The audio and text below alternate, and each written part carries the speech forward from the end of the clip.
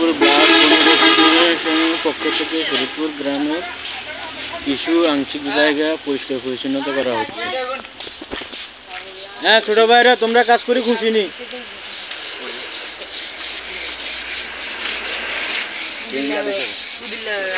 হ্যাঁ বাতিটা নিয়ে তো কাজ করে।